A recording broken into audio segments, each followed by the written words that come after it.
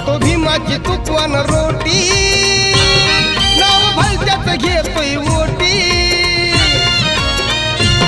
धन बापाच बसलाय दाबून, काय केलं तू समाजासाठी.